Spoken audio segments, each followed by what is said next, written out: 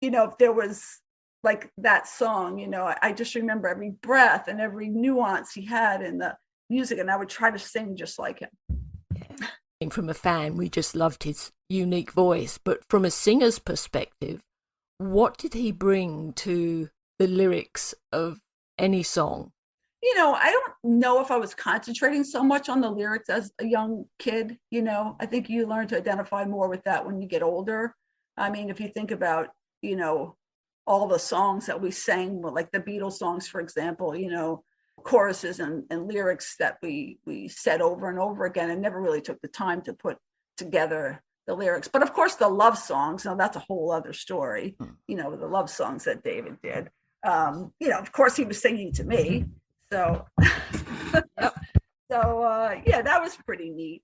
I can't say I held on to the lyrics, it was just more about the joy of the music. Absolutely. Yeah. And being able to sing it, You wrote for me in Cherish, David Cassidy, a Legacy of Love, that David was the perfect cure for your woes when you were a teenager, that he became the object of your affection. I wondered if you could tell me how important it was to escape into his music and into this fantasy world, and why it mattered to have someone, albeit just a fantasy figure, to share your problems with. Yeah. Well, let me just say that, my childhood wasn't terrible. I did have a very controlling dad. He did drink too much, and because he was very controlling, he had his own ideas about, what I should be doing, shouldn't be doing. He had much to say about my fantasy life, which he didn't like. In fact, this, I kind of hesitate to share this, but at one point he was, I guess, a little worried about the fact that I wouldn't come out of my room, that it was all David Cassidy, and I was really so involved in this that he had my mom and I take my pictures down. It was devastating. It was really devastating. I mean, I guess they went back up at some point, but to have to do that, it broke my heart. So that's the kind of guy he was, he thought he was doing it for my own good, but of course. So, I didn't realize that I was in turmoil as a young child. You think everything is normal. But obviously I felt very afraid of life. And I felt particularly very afraid of boys. I wasn't beautiful girl. I had, I was, I didn't see myself as being anything special.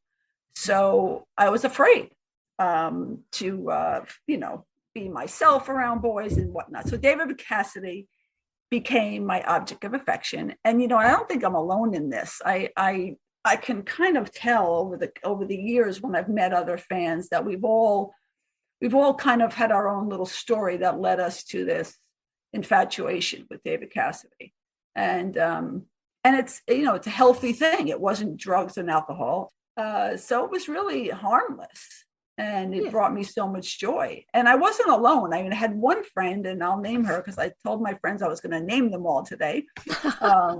My friend Jody, she was the only one of my friends that understood the teeny bopper thing, the obsession with the teen idol. And she and I shared our magazine pictures, and we went to the concerts together and things like that. So it was a unique thing. And when I look back on it, I realized that during that time, this gave me, a place to go. And it kind of followed me my whole life. I mean, I'm a very loyal fan of all my heroes. And that's how it was for David Cassidy. It was personal. He was part of my life. Yes. Doesn't matter whether or not I was part of his life, but he was part of my life. There are so many fans, as you say, who will resonate with that, because you also said to me that he helped you become the person you are. That is an extremely powerful statement to make, the impact that one person can have on an individual's life. He's in the fabric of my life. Yes. I mean, I outgrew it, as you should.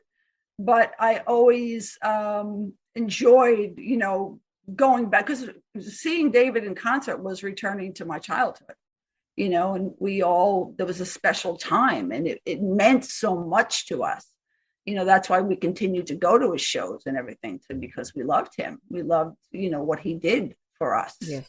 When was the first time you saw him in concert? Because you did meet him twice, didn't you? Yes.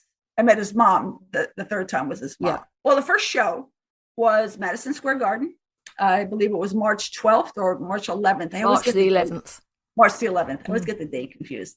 1972. Yes. And my mom brought me to the show. And I remember, actually, I wrote a little review of the show. And it's still in my scrapbook, the one scrapbook that I saved, that I showed Evelyn when I met her. So I wrote a little review. I made a song list of all the songs that he did. I talked about my excitement, and I always used to like to write. We'll talk about that too, about the pen pals. Yeah, so that was the first show. And that night, I'll never forget, 11 o'clock, 10 o'clock news, 11 o'clock news. David was on the news. They were showing him at the show and the Screaming Girls. And actually, I remember that the Channel 7 News, WABC in New York, ended their broadcast that night with David Cassidy saying and good night, and ended it that way. You can remember how you felt that day when you saw him at Madison. Oh yeah, I mean, I had goosebumps. I mean, I wrote that in my journal or my little report that I had goosebumps. I mean, it was just so thrilling to actually be in the same room with David. He was untouchable. He was just this dream, and then there he was in person. The experiences that we had seeing him in concert at his height, nothing compared ever since. Nothing. And when you see, I mean, we sound very ancient when we say this, but I doubt if the fans today who have their stars and their favourites really can imagine how very special it was for us to send away with a postal order or a check to the venue in the hope that you were going to get a ticket back. You never knew. So when that ticket arrived in the post, it was like gold dust. That's right. Nobody was going to be allowed near it. And but when you met him, you had two special encounters with him, didn't you? Can you tell me about those? Yes. The first time I met him. Well, the Partridge Family CD was coming out for the first time, the catalog on CD.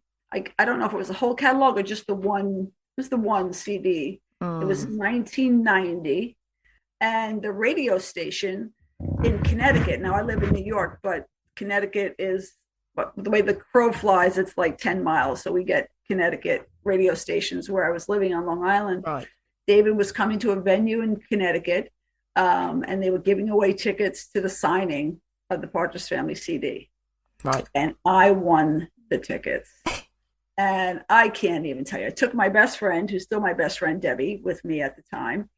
And we went, and there was a table set up with all the CDs. David was wearing this very brightly colored sweater. And there was a line of girls to get up there. I had my Madison Square Garden pennant with me that said I love David on it, which I still have, that I bought at Madison Square Garden. I saved everything. I mean, I got rid of a lot of stuff, but I saved the really important things. Honestly, I could not believe that he was standing in front of me. I was 30 years old. It was unbelievable, amazing. And I was so nervous when it was my turn to go up there. The only thing I remember saying to him was, I learned how to play the guitar, meaning, because of you, but I don't even think I said that. So I didn't spend a lot of time, chatting with him. He signed my stuff, and then we left. But I just that was my takeaway, was that I was finally standing next to him. Can you imagine what your 13, 14-year-old self would have made of that moment? Well, I think my 13-year-old self was right there. So I didn't act any differently than I would have. So, I do have another story about almost meeting David Cassidy in the height of his day. Okay. My he there was a thank God for the daily newspaper. That thing was great, the New York Daily News. And there was a columnist